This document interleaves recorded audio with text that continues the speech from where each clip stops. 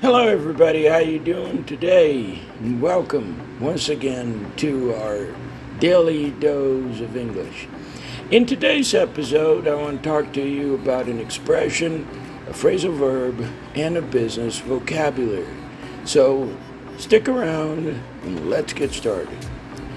The expression of the day today is actually two expressions I want to talk to you about.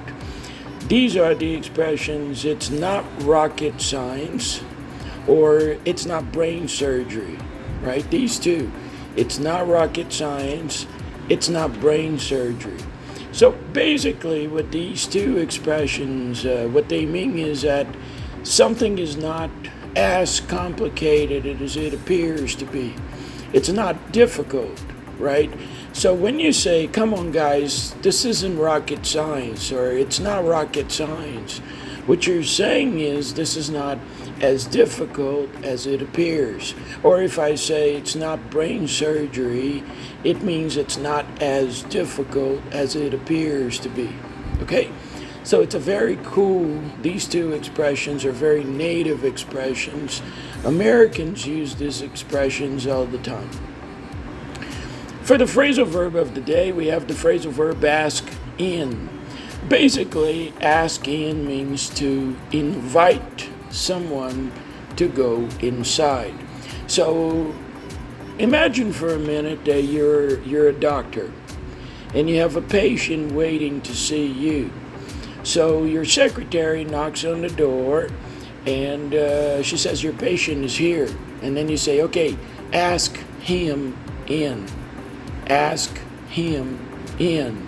It basically means invite the patient to come inside the office.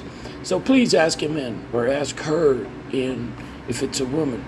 So that's the idea of the phrasal verb ask in, right? So you're waiting for a customer, for example, or somebody knocks on the door, your secretary says, oh, your 9 o'clock appointment is here. You could just say, okay, please ask him in. Ask him in, right? I go to your house, for example, I knock on the door, you open the door and you say, oh, hello. And I say, hi. We start talking a little bit at the door. And then I say, aren't you going to ask me in? Aren't you going to ask me in? It's like, won't you invite me to go inside the house, right? So that's the idea behind the phrasal verb ask in.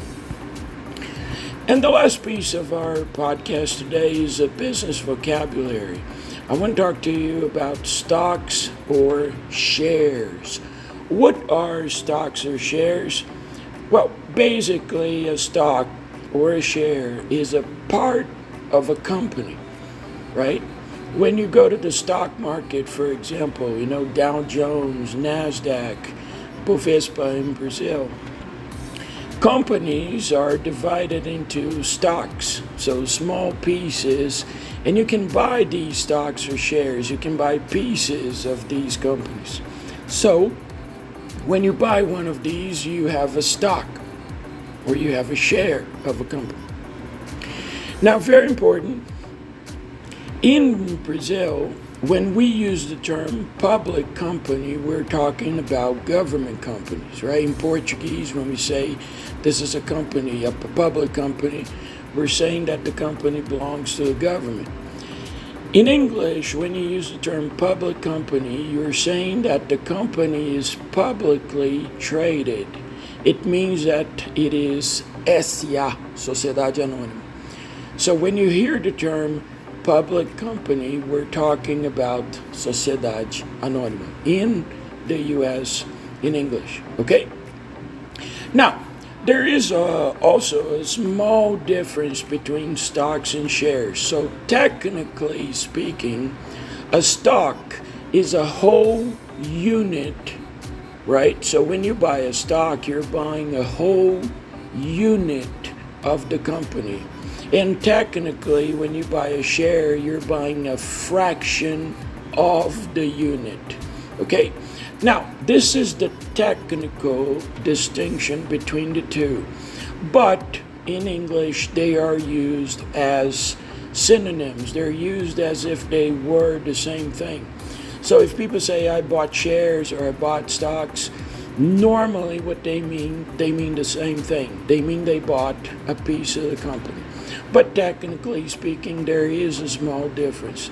Stocks are a whole unit, while shares are a fraction of that unit. I hope you get that. Okay.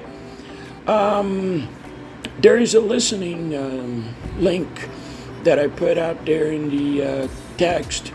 And this is a link to a very interesting vulnerability that has been found recently, and it's affecting computers all over the world. So I recommend you listen to that audio file so that you can learn a little bit more about that vulnerability. And also I have a link there for the news. Every day I ask my students to tell me about the news.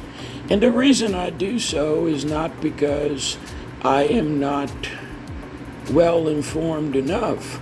Obviously, I am well informed, but I ask you to provide me with the news to start the conversation, right, as a warm-up. And most often I ask students, tell me about the news, and the students say, oh, I don't know, I didn't see anything, I didn't read anything. So make an effort to, before classes with me or whoever is your English teacher, make an effort to try to learn something new, to read something in English so you can have something to talk in the first 5 minutes of a conversation. It serves and it works as a warm-up exercise. So that's the purpose of the news, right? It's an opportunity for you as a student to learn and to use vocabulary expressions that you learned before. It's not that I'm lazy and I want to get the news from you. No, that's not the point. Okay. Well, that's it for today, guys. I hope you like this podcast. And if you have any questions, please drop a comment or send me a direct message. Okay? You guys take care of yourselves. It's been a pleasure, and I'll see you next time. Bye-bye.